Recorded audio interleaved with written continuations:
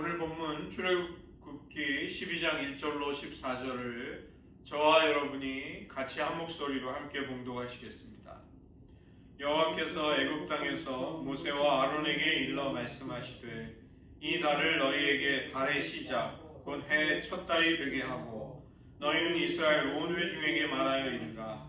이달 열흘에 너희 각자가 어린 양을 취할지니 각 가족대로 그 식구를 위하여 어린 양을 취하되 그 어린 양에 대하여 식구가 너무 적으면 그 집의 이웃과 함께 사람 수를 따라서 하나를 취하며 각 사람이 먹을 수 있는 분량에 따라서 너희 어린 양을 계산할 것이며 너희 어린 양은 흠 없고 1년 된 수컷으로 하되 양이나 염소 중에서 취하고 이달 열 나흔 날까지 간직하였다가 해질 때 이스라엘 회중이 그 양을 잡고 그 피를 양을 먹을 집 좌우 문설주와 인방에 바르고 그 밤에 그 고기를 불에 구워 무교병과 쓴 나물과 아울러 먹되 날 것으로나 물에 삶아서 먹지 말고 머리와 다리와 내장을 다 불에 구워 먹고 아침까지 남겨두지 말며 아침까지 남은 것은 곧 불사르라. 너희는 그것을 이렇게 먹을지니 허리에 띠를 띠고 발에 신을 신고 손에 지팡이를 잡고 급히 먹으라. 이것이 여호와의 유월절이니라. 내가 그 밤에 애굽 땅에 두루 다니며 사람이나 짐승을 막론하고 애굽 땅에 있는 모든 처음 난 것을 다 치고 애굽의 모든 씨를 내가 심판하리라. 나는 여호와라. 내가 애굽 땅에서 칠 때에 그 피가 너희가 사는 집에 있어서 너희를 위하여 표적이 될지라. 내가 피를 볼 때 너희를 넘어가리니 재앙이 너희에게 내려 멸하지 아니하리라. 너희는 이 날을 기념하여 여호와의 절기를 삼아 영원한 규례로 대대로 지킬지니라. 기도하시겠습니다. 우리의 유월절 어린 양 예수 그리스도의 희생으로 우리들에게 하나님의 언약 백성, 하나님의 사랑받는 자녀의 영광스러운 완전히 새로운 삶을 허락해 주신 하나님, 그 감격과 기쁨이 이 고난 주간 속 주님의 만찬의 자리에서 회복될 수 있도록 은혜 베풀어 주시옵소서. 예수님의 이름으로 기도드립니다. 예수님은 고난 주간의 목요일에 제자들과 함께 유월절 식사를 하십니다. 이스라엘 백성들의 출애굽의 체험으로부터 기원한 유대교의 유월절 식사는 기독교의 성만찬의 기원이자 배경이 되는 것입니다. 처음 난 것, 즉 맏자식의 죽음을 예고한 하나님께서는 모세와 아론을 통해 유월절의 규례와 무교절의 규례를 이스라엘 백성들에게 알려주십니다.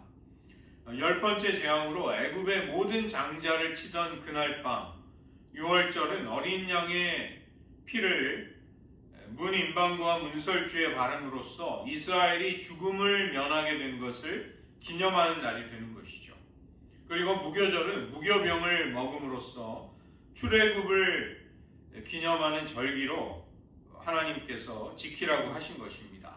이 유월절과 무교절 모두가 다 하나님이 구원하셨음을 이스라엘의 후손들이 대대로 기억하도록 하기 위해 하나님은 정하셨고 또 지키라고 하신 것이죠. 출애굽을 하기 전에 하나님은 모세와 아론에게 나타나셔서 출애굽을 하는 이 달을 한 해의 첫 번째 달로 삼으라. 이것은 이스라엘의 역사가 출애굽으로 인해 새로워지고 새롭게 시작이 됨을 기념하는 것입니다. 그래서 이 이스라엘의 1월을 아빕월이라고 합니다. 그리고 이 아빕월은 나중에 이제 이스라엘이 페르시아의 바벨론의 포로로 되어간 후에는 니산월이 되는 것이죠. 유월절 규례는 그 첫 달 10일째 되는 날 각자 양이나 염소를 취하는데 그 기본적인 단위는 한 가정의 식구 수에 따라 각 집당 한 마리를 잡아야 하는 것이죠. 만약에 식구가 너무 적어서 하룻밤에 한 마리를 다 먹을 수 없게 되면 이웃집과 합쳐서 한 마리를 잡을 수 있습니다. 고기를 먹는 양과 인원을 따라서 잡아야 할 어린 양의 마리수를 정하고 계산하게 하신 것이죠. 이것이 중요한 이유는 이 유월절 고기는 그날 밤에 다 먹어야 하는 것입니다. 그리고 양은 흠없는 일련된 수컷으로 고르라 이렇게 말씀하십니다. 이것은 가장 좋은 양을 고르라는 의미입니다. 나중에 레위기에서 제사를 지낼 때도 주로 흠없는 수컷을 제물로 바치는 것이죠. 대부분의 가축이 태어나게 되면 암컷은 새끼를 낳을 수 있기 때문에 살려두고 수컷은 시종자가 되는 것만을 남기고 죽이거나 팔아버렸습니다. 그 때문에 흠없는 1년생 수컷은 값비싼 가축인 것입니다. 우리가 하나님께 제사를 드릴 때 제물로 사용되는 것은 우리의 가장 귀한 것, 소중한 것을 바치는 원칙이 거기에서 나오는 것이죠. 두 번째로 6절부터 11절에서 어린 양을 처리하는 방법을 말씀하십니다. 열흘째 어린 양을 정해서 4일간 흠이 생기거나 부정한 것과 접촉을 해서 제의적으로 부정해지지 않도록 그 양을 잘 보관하고 잘 지킨 후에 14일 저녁에 잡으면서 피를 따로 받아서 그 피를 양을 먹게 되는 집의 좌우 문설주와 인방에 바르라고 하시는 것이죠. 이 피를 바르는 것은 재앙이 올 때, 죽음의 천사가 지나갈 때 그 집이 지나쳐야 할 집이라는 표식이 되는 것입니다. 그리고 고기는, 어린 양의 고기는 그날 밤 불에 구워서 쓴나물과 무교병과 함께 먹어야 하는 것이죠.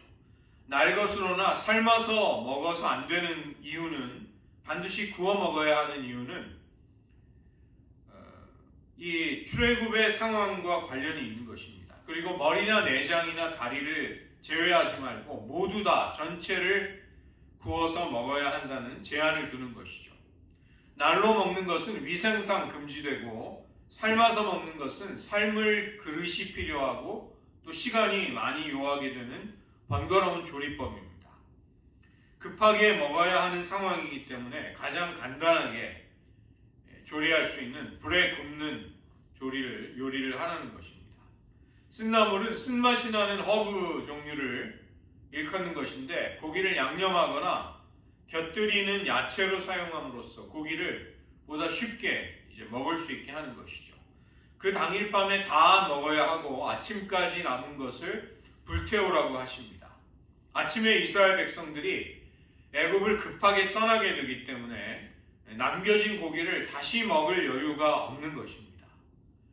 음식을 먹는 자세와 또 의복도 규정해 주시는데 허리에 띠를 띠고 발에는 신을 신고 손에 지팡이를 잡고 완벽하게 바로 떠날 수 있는 준비를 다 갖추고서 유월절 식사를 하는 것이죠. 이것은 출애굽이 매우 긴박하게 신속하게 이루어졌음을 보여주는 것입니다.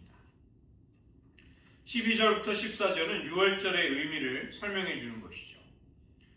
유월절 밤에 이스라엘 백성들이 집안에서 안전하게 고기를 먹고 잠을 자고 있는 그 시간에 하나님은 애굽을 돌아다니시면서 애굽의 초태생을 모두 죽이고 특별히 애굽의 신들을 심판하시겠다고 말씀하십니다. 애굽의 신을 심판한다는 것은 그들이 하나님의 권능을 막지 못해서 자신의 백성들을 죽게 함으로써 그 신들의, 그 우상들의 무능함을 철저히 드러내고 폭로하시겠다는 것이죠. 애굽의 어떤 신도 감히 여호와의 권능을 막을 수 없음을 나는 여호와라, 내가 여호와인 줄을 알게 하리라. 하나님은 그렇게 말씀하십니다. 13절에서는 7절에서 문설주에 바르게 된 피의 의미, 이것을 설명해 주시는데 그 표시가 있는 집을 하나님은 그냥 넘어가심으로써 pass over, 넘어가심으로써 그 집에 재앙이 임하지 않게 하는 것입니다. 이 넘어간다는 히브리 말이 파사흐로부터 유월절이 나오게 되는 것이죠. 모든 애굽의 초태생의 죽음이라는 재앙이 내릴 때 이스라엘만이 구원을 받게 되는 것이 유월절의 놀라운 의미입니다. 그래서 이 구원을 기억하면서 여호와의 절기로 지킬 것을 명령하시는 것이죠. 우리가 하나님이 행하시고 베푸신 은혜와 하나님의 권능을 기억할 수 있을 때 감사드릴 수 있습니다. 그리고 그런 하나님의 말씀에 순종할 수 있는 것이죠. 어린 양의 피가 죽음의 재앙으로부터 유월절에 이스라엘 백성들을 구해낸 것처럼 신약에서는 예수님의 죽음이 유월절 어린 양의 죽음으로 해석이 되는 것입니다. 어린 양의 피로 인해 죽음에서 구원을 받듯 우리는 예수님의 피로 죄사함을 받고 사망에서 생명으로 옮겨지게 되는 것이죠. 유월절 어린 양의 피는 그 때문에 예수 그리스도의 십자가 사건의 예표가 되는 것입니다. 열 번째 재앙을 내리기 전에 하나님은 이 재앙으로부터 자기의 백성이 안전하게 보호를 받을 수 있는 길을 알려주십니다. 앞으로 이스라엘은 이 구원의 사건을 유월절과 무교절을 통해 영원토록 기억해야 하는 것이죠. 그 때문에 유월절은 이스라엘의 영적인 생일이 되었습니다. 출애굽이 하나님에게서 비롯되었음을 기억하고 이스라엘의 그 당시 출애굽을 경험했던 현 세대들만이 아니라 앞으로 오게 될 모든 세대가 지속적으로 계속해서 하나님만을 의지해서 살 수 있는 장치를 절기 속에 만드는 것입니다. 우리가 신앙 공동체의 예배와 모임, 그리고 우리가 지금 보내고 있는 사순절과 같은 절기는 우리에게 우리가 희미하게 잊고 있었던 하나님의 사랑과 구원을 상기시키고 떠올리게 하는 역할을 하는 것이죠. 우리는 그 때문에 하나님만을 전심으로 의뢰하고 그분을 통해 살아야 한다는 것을 다시 기억하게 되는 것이죠. 유대인들의 속담 가운데, 격언 가운데 우리가 예배를 지키는 것이 아니라 예배가 우리를 지켜준다, 이런 격언이 있습니다. 하나님은 출애굽하는 이 날을 이스라엘 달력의 첫 달로 삼으라고 말씀하십니다. 애굽에서 해방이 되는 그 날이 이스라엘의 생일이 되기 때문입니다.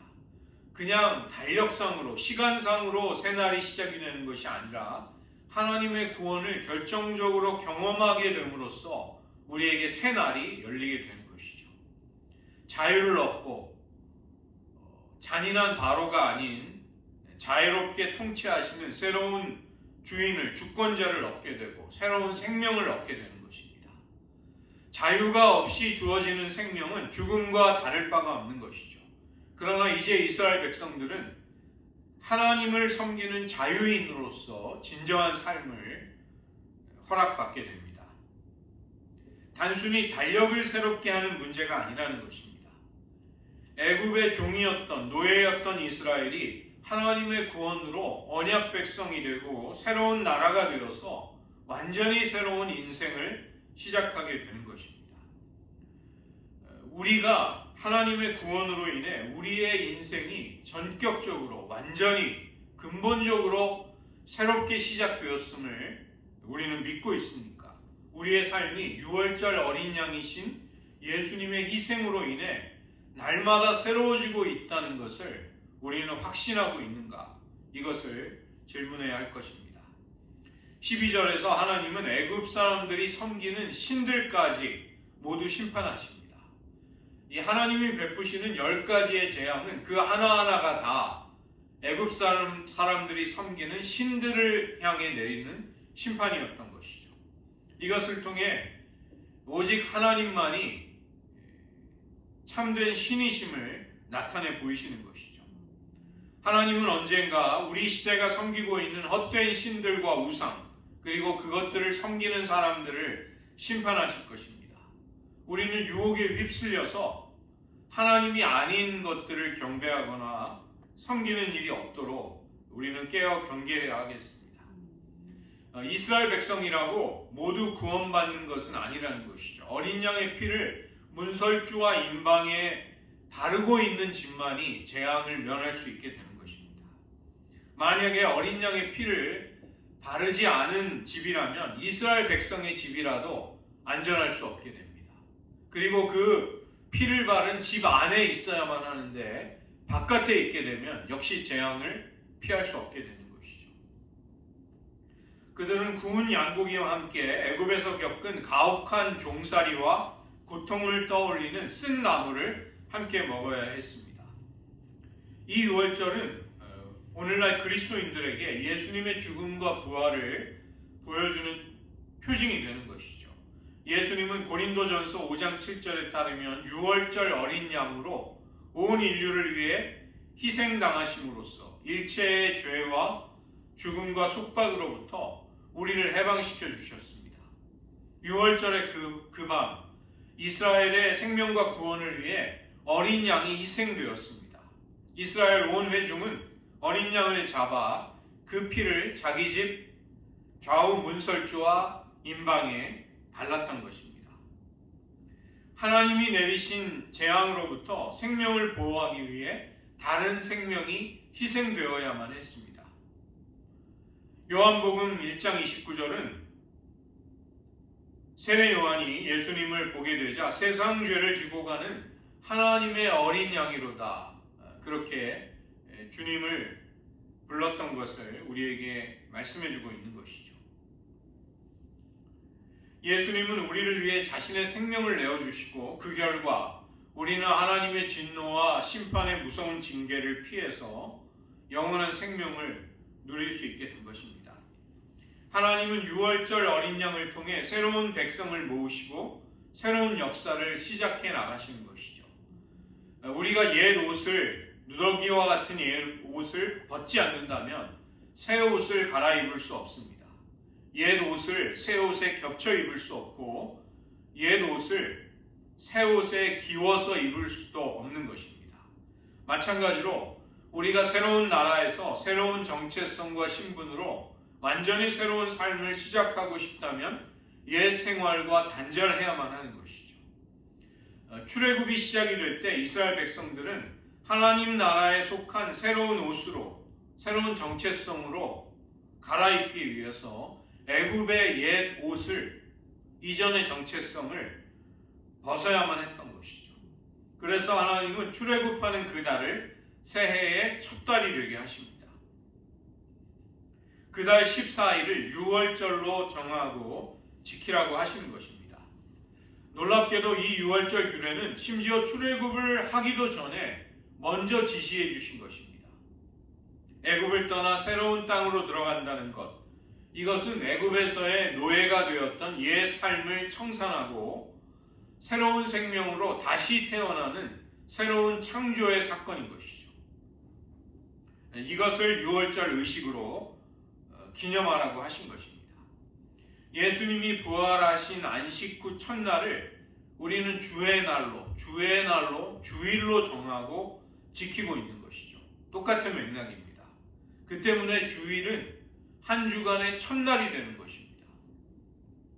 우리는 그리스도의 죽으심과 부활을 통해 경험한 희생적인 사랑으로 이전의 삶과의 완전한 단절을 선언하게 되는 것이죠. 그리고서 우리는 하늘 백성으로 하나님의 자녀로서의 새로운 삶을 추구하는 것입니다. 그 달 첫째 날 10일째 되는 날 1년 된 흠없는 순양을 택하고 14일째 되는 날 그 양을 잡아야만 했습니다. 무려 4일 동안이나 어린 양을 준비할 제물로서 잘 간직해야 할 시간이 주어진 것입니다. 어린 양의 피가 말라진 집은 죽음을 면할 것이고 그 피가 없는 집은 장자의 죽음을 보게 되는 것이죠.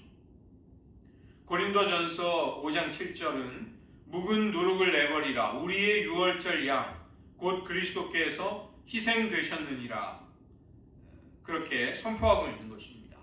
그 때문에 이제 우리에게 그리스도의 십자가는 우리가 바라보아야 할 믿음의 표대가 됩니다.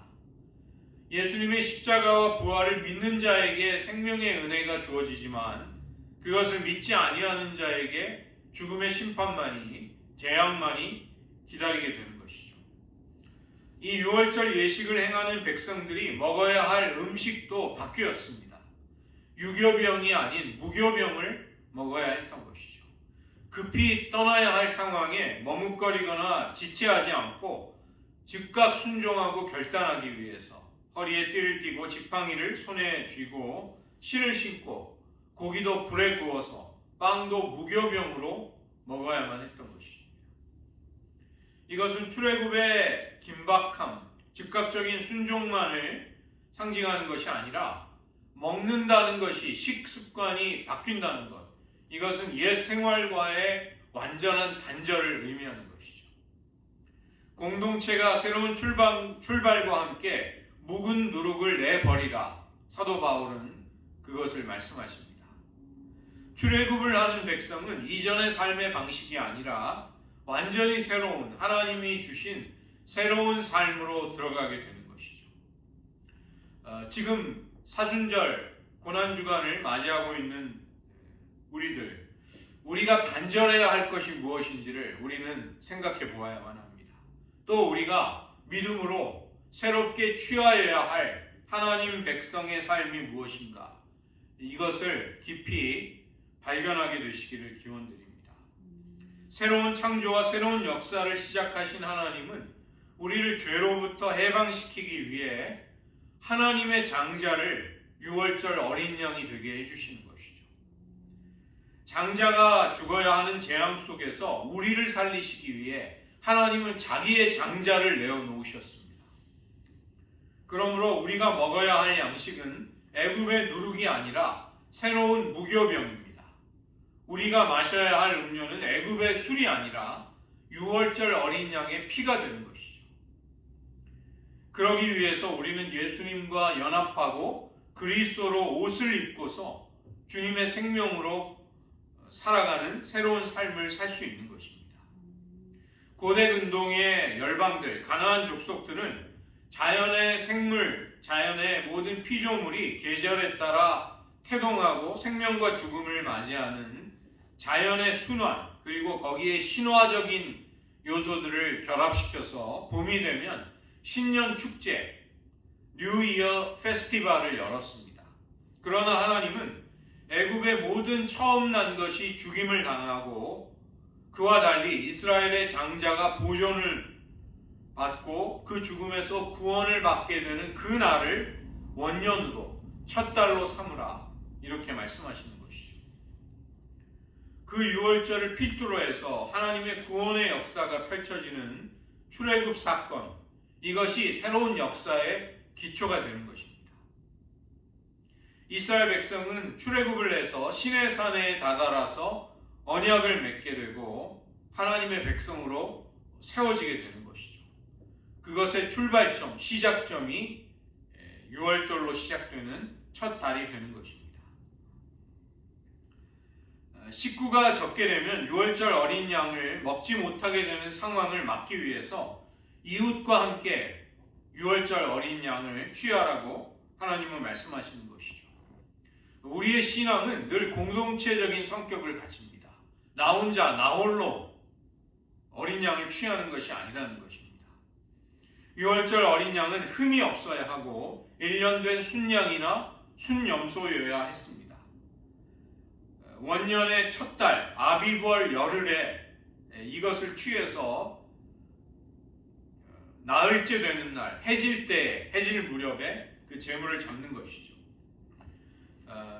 복음서기자 누가는 이 구절을 인용해서 예수님이 잡히시던 전날 밤 제자들에게 마지막 만찬을 베푸신 상황을 설명해주고 있습니다.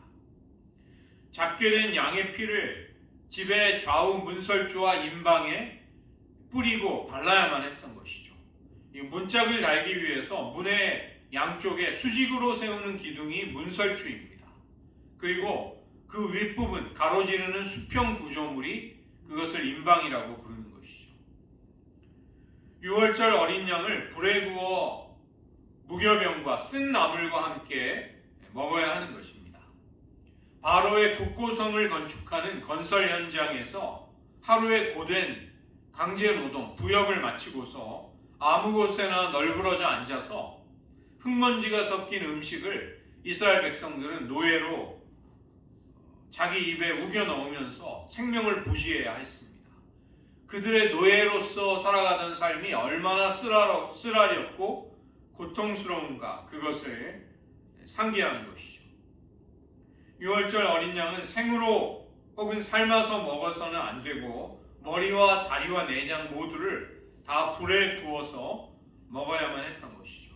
아침까지 고기를 남겨두지 말아야 하는 것은 애초에 어린 양을 불에 구웠던 방식처럼 불살라야 하기 때문이고, 그것이 거룩한 성물이기에, 거룩한 제물이기에 불살라 바친다는 의미도 있는 것입니다. 그날 밤은 언제든지 출발할 수 있는 모든 준비를 갖추고서 하나님의 이끄심에 따라야 하는 그런 밤이었던 것이죠. 이스라엘 백성들은 그 밤이 지나 아침이 밝아오면 조금도 지체하지 않고 그 땅을 쫓겨나듯이 떠나게 된다는 것을 하나님은 말씀해 주셨습니다.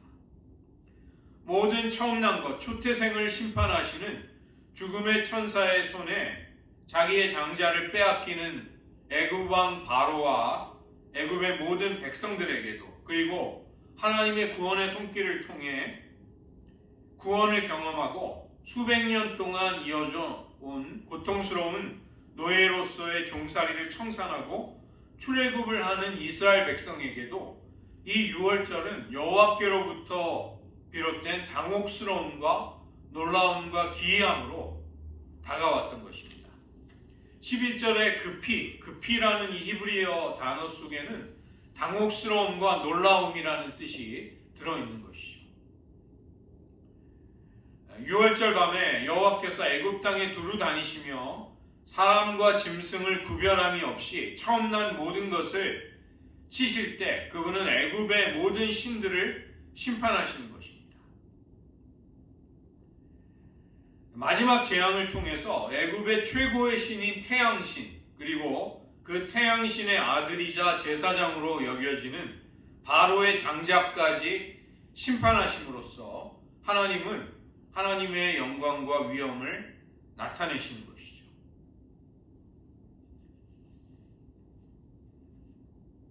어린 양의 피가 있는 집은 그 피가 표적이 되는 것입니다. 애굽 땅에 처음 난 모든 것이 죽음을 맞이하게 될 때 오히려 이스라엘 백성에게는 멸망이나 죽음이 임하지 않게 되는 것입니다. 이스라엘 백성이 지금까지 노예의 삶을 살았다면 이제 출애굽을 통해 그들은 더 이상 노예가 아닌 예배자의 삶을 살게 됩니다. 그들의 과거는 이제 흘러가는 시간 속에 사라지고 모든 것이 새로워지게 될 것입니다. 우리가 하나님을 만나게 되면 죄와 사망으로부터 해방을 받고 그때부터 진짜 삶을 시작하게 되는 것이죠. 즉 새로운 시간, 새로운 달력이 시작이 되는 것입니다.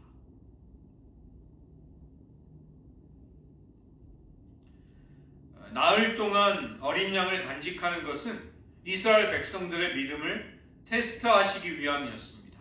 나흘 동안 과연 그들의 순종하는 마음이 변하는가 아닌가, 그리고 제물로 바치는 양을 아까워하면서 다른 방법을 찾을 것인가, 배가 고파서 그 양을 앞당겨서 잡아먹을 것인가.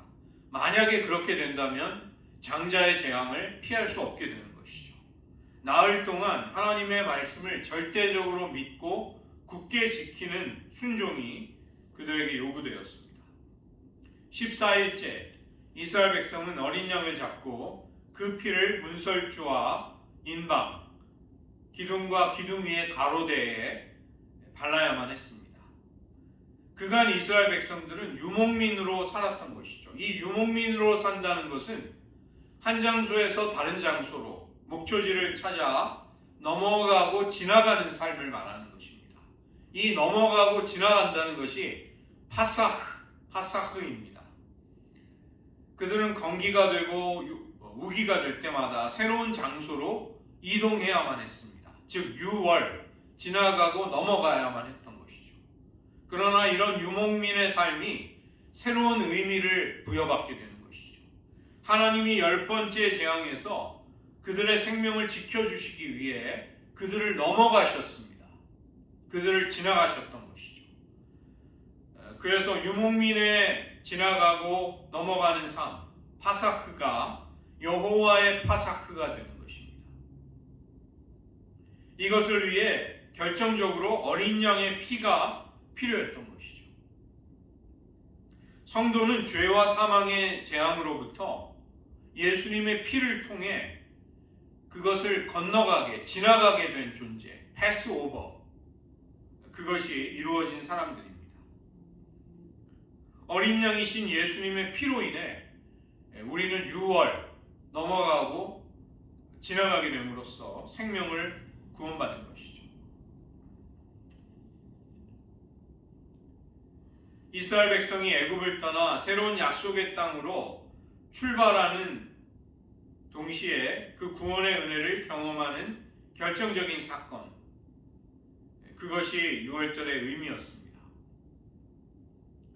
유월절의 규례 가운데 가장 중요한 것은 어린 양을 준비하는 것이었죠. 가족의 규모와 먹어야 할 분량을 생각해서 그들은 흠없고 일련된 순양과 염소를 제물로 준비하였습니다.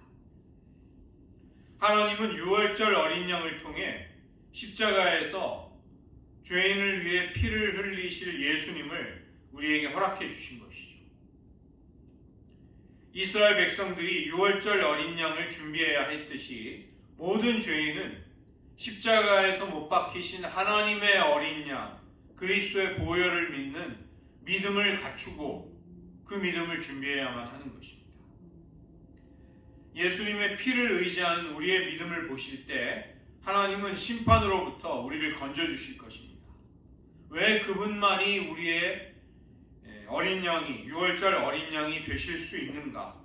그 어린 양은 흠없고 점없는 깨끗한 양, 하나님이 찾으시는 제물의 자격을 갖추어야 하는데 그런 어린 양은 오직 유일하게 예수님만이 가능했던 것입니다. 이스라엘 백성들이 유월절 규례에 순종했듯이 우리는 예수님의 보혈을 믿음으로 의지하고 순종함으로써 구원에 이르는 우리의 믿음을 하나님께 나타내 보이는 것이죠. 이 어린 양의 피를 의지하지 않고는 어느 누구도 구원받을 수 없습니다. 오직 주님의 보혈만이 하나님의 진노와 심판을 피할 수 있는 길이요 생명에 이르는 하나님의 방법이 되는 것입니다. 고난주간의 목요일 예수님이 제자들과 함께 나누었던 성만찬은 우리들에게 유월절 어린 양이신 예수님께 우리의 믿음의 초점을 맞출 것을 촉구하고 있는 것이죠. 이 성만찬은 예수님이 베푸신 은혜와 사랑을 우리에게 기억하게 하면서 또한 경축하게 하는 사건이 되는 것입니다. 마태와 마가와 누가복음, 이 공관복음서를 보면 최후의 만찬은 유월절 첫째 날 밤에 이루어졌고 그때 식사가 바로 유월절 식사, 세데르라고 부르는 유월절 식사였습니다. 그와 달리 요한복음은 예수님의 처형을 유월절 어린 양을 잡는 때였다 이렇게 말씀하는 것이죠. 유월절 저녁 식사 전날에 일어난 일로 기록하고 있는 것입니다. 요한복음은 예수님을 유월절 희생제물, 즉 유월절 어린 양으로 보기 때문에 이 유월절 어린 양은 유월절 식사가 시작이 되기 직전에 낮에 그 양을 잡는 것입니다. 그 때문에 예수님과 이 유월절 어린 양의 깊은 관계가 사복음서 모두에서 우리들에게 똑똑히 보여주고 있는 것이죠. 우리는 이스라엘 백성들처럼 유월절을 기억해야 할 날로 지킴으로써 단지 역사적인 사실을 재현하자, 그때의 이야기를 되풀이하자는 것이 아닙니다. 이스라엘 백성이 유월절을 지켰듯이 우리 크리스찬들이 주님의 만찬에 참여함으로써 그 원래의 사건이 똑같이 동일하게 우리들에게도 이루어지는 것입니다. 문설주와 문인방에 말라진 예수님의 피가 이스라엘 백성들에게 어린 양의 피와 같이 우리를 위한 표적, 자기 백성에게 주시는 하나님의 표적이 되는 것이죠. 그 이스라엘 백성처럼 오늘 우리도 예수 그리스도의 살과 피, 참된 양식과 참된 음료를 먹고 마시면서 그 주님을 사랑하고 주님과 교제하고 동행하는 삶이 되시기를 주님의 이름으로 축원드립니다. 오늘 말씀을 의지하면서 저희들 잠시 기도하겠습니다. 고린도전서 5장 7절은 예수 그리스도께서 우리에게 유월절 어린 양으로 희생되셨다는 것을 우리에게 말씀하고 있는 것이죠. 이스라엘 백성들에게 유월절은 그들의 모든 것을 새롭게 하는 한 해가 시작되는 첫 달이 되었습니다. 우리들 예수님의 성만찬에 주님의 떡과 잔에 참여할 때 이것이 우리들에게 완전히 새로워진 정체성과 새로운 인생을 열게 되는 출발점이 됨을 우리는 기억해야 하겠습니다. 우리는 아직도 옛삶에 얽매여 있거나 옛삶에 연연해서는 안 되겠습니다. 이 시간 기도드릴 때 하나님, 이스라엘 백성들이 유월절을 통해 노예로부터 언약 백성으로 예배자로 완전히 새로운 삶을 시작할 수 있었듯이 우리가 주님의 만찬에 참여할 때마다 우리들의 인생이, 우리들의 심령이 완전히 새로워져서 주님을 사랑하며 따르는 그 부르심에 응답할 수 있게 해달라고 이 시간 잠시 기도하시겠습니다.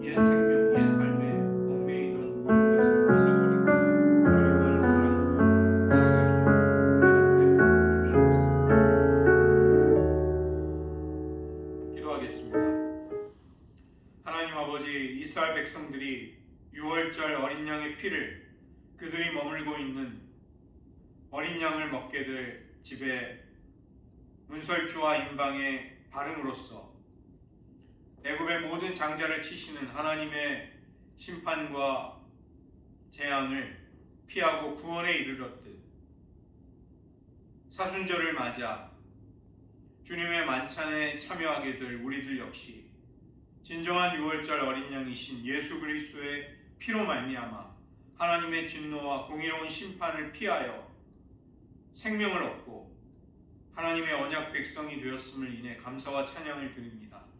우리들 완전히 새로운 생명과 삶으로 초청을 받았건만 여전히 과거에 얽매여 죄악과 연약함으로 자꾸만 돌아가는 얽매임이 있다면, 실족함이 있다면 그 모든 연약함에서 실패로부터 벗어날 수 있도록 도와주시고 우리를 새롭게 하셔서 하나님을 사랑하고 그 하나님과 마음껏 사랑의 교제를 나눌 수 있게 하신 이 놀라운 삶을 저희가 기뻐하며 살아갈 수 있는 큰 마음의 확신과 기쁨을 저희들의 삶에 허락하여 주시옵소서.